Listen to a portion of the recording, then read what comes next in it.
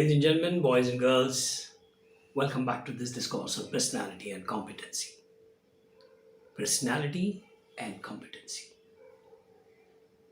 Last time around, we have gone to draft the basic personality with a caution that point is immeasurable. We at least need a line. And the line is a segment. It is static. It is not directed anywhere. There's no ray in it.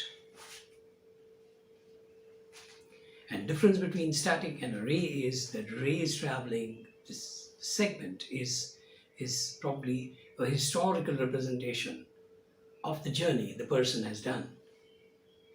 A historical representation of a certain picture that you saw.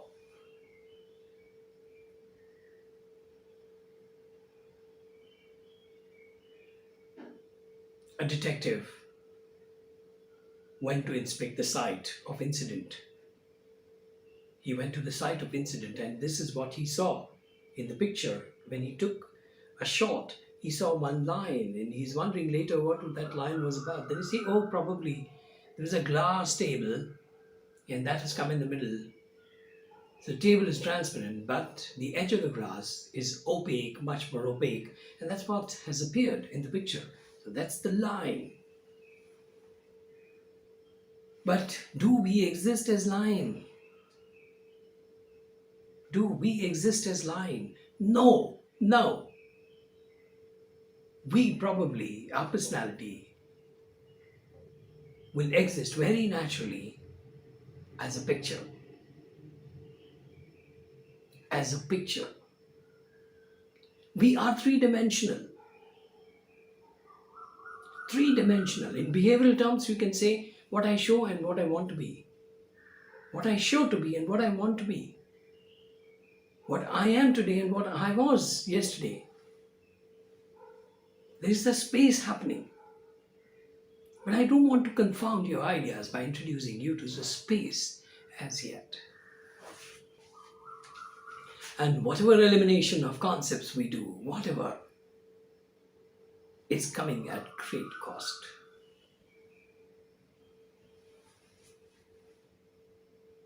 It's coming at great cost. And the cost, you're footing the bills.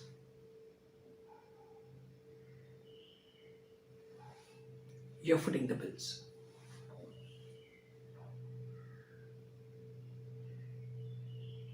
You may not realize this.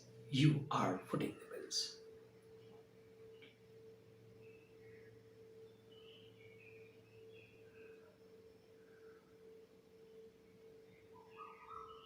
So, steadily, my pursuit has been to introduce you to the concepts also, to make it very generic. If we know human beings have tendency 1, 2, 3, 4, I will not be shy of saying I do have that tendency because I'm a human being. But if these tendencies are accused, a psychological, in the psychological treatment, these are the points of accusations. Would you say I also do it? Would I concede that I took to tea a little early in my life? Whereas my skin tone always demanded having more milk.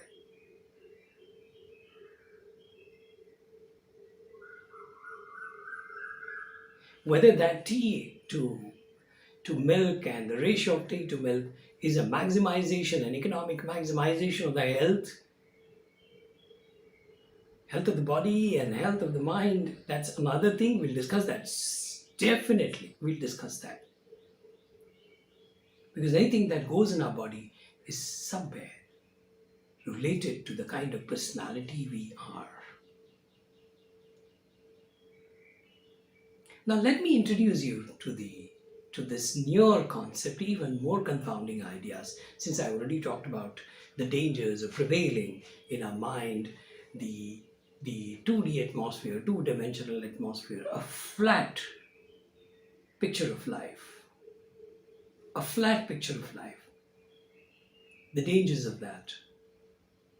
Whatever I envisage is giving me directly an energy and an attitude and a pursuit to make you conscious about the third dimension also.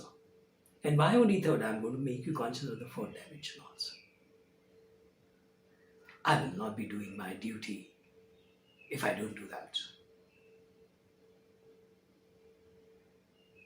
I know it, and it's my job to share that with you. You're like my house guests. Okay, I have 1, 2, 3, 4 on the platter. Whatever you want to take it to eat to your taste. Eat to your taste. But then you don't go to teacher's house for a great recipe. Unless you want the lady in the house to serve you. You go to teacher's house to understand what questions are.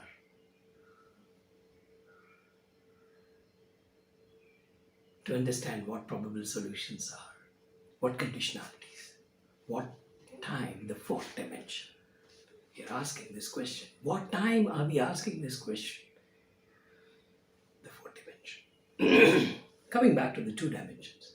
I talked about a segment drawn between 2 points, A and B.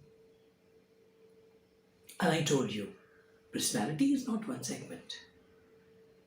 Personality is a picture. What makes a picture? Probably 3 lines. 3 dots, I'm sorry. Probably 3 dots. 1 here and 2 here. Or 1 here and 2 there. Triangle. That's the first, most primitive understanding about picture.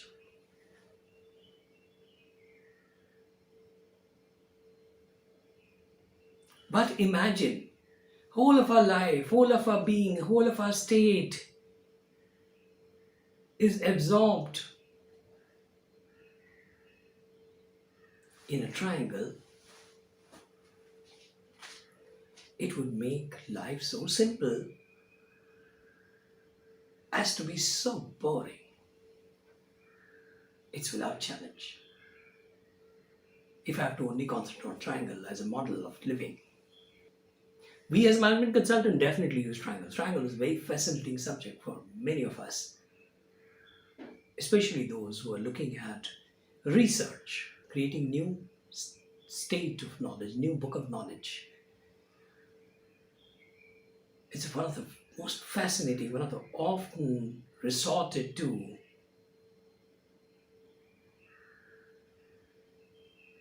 model of representation. It's a beautiful model of communication. But that's for the precision. When I'm talking about a specific subject, I can talk about it. But if you're looking at the universe of whole human life, don't you think it is too rudimentary?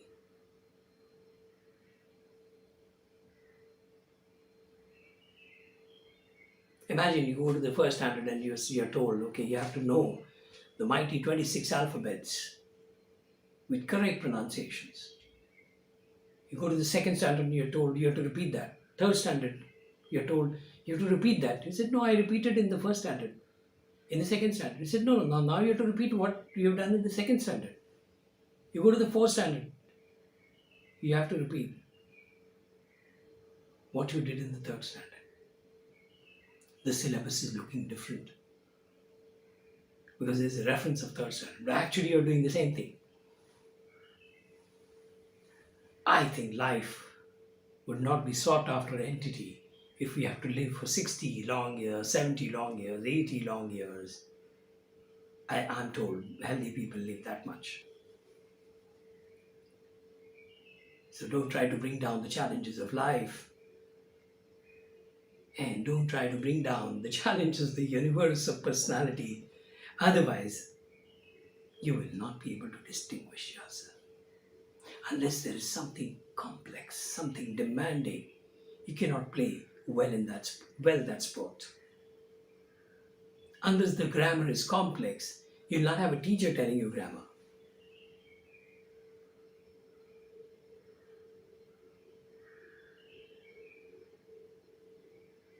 There has to be a bit of complexity in life so as to distinguish our presence in the situation. And that's a necessary part, isn't it? That's a justification.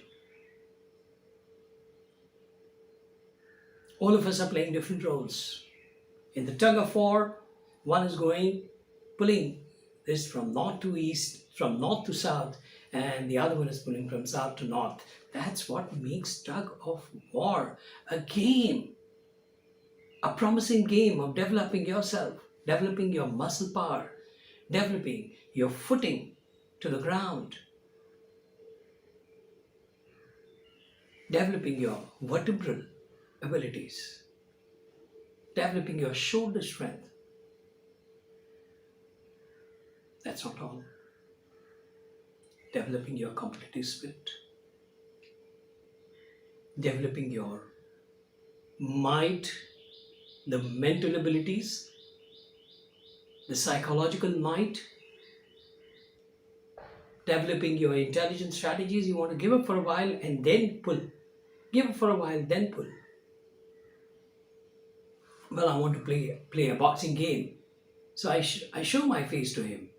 And as he comes near, I have an underarm jab.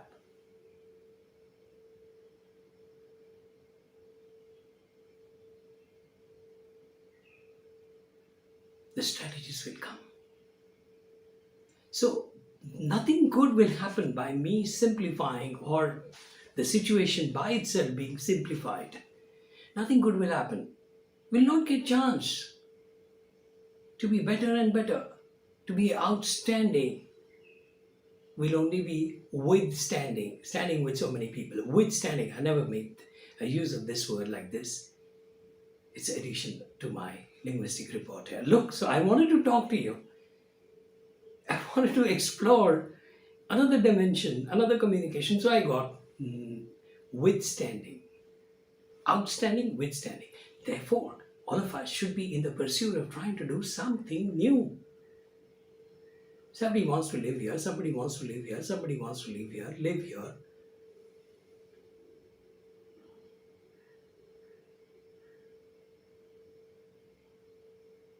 If you have got a house on the ground,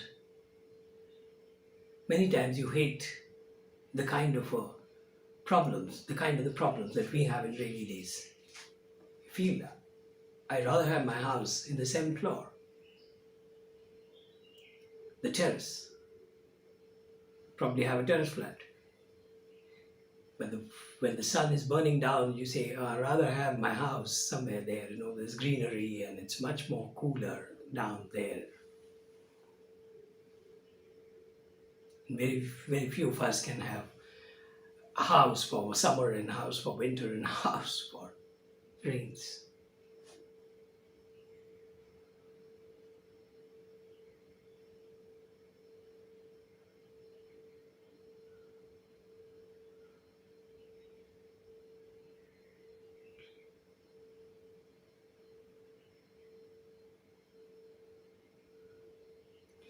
Let's not make things very simple, because we want to distinguish ourselves. And there is enough scope to distinguish for all of us. That's why we are made peculiar. We are made peculiar.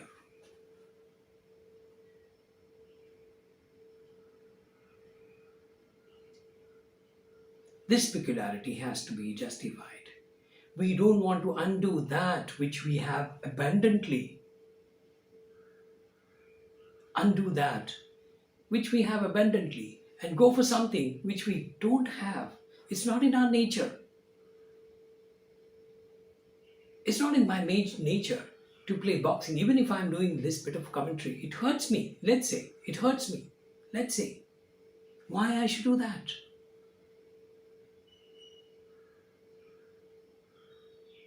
But we try and undo what we have amply. That should please many people, isn't it? Wow, what a treasure I have. to feel I have a treasure within myself. Otherwise, we are always moving around with begging bowls. People who are queuing up in the temple have so many things to beg for. Lord, please do this. Lord, please do that. He has to do.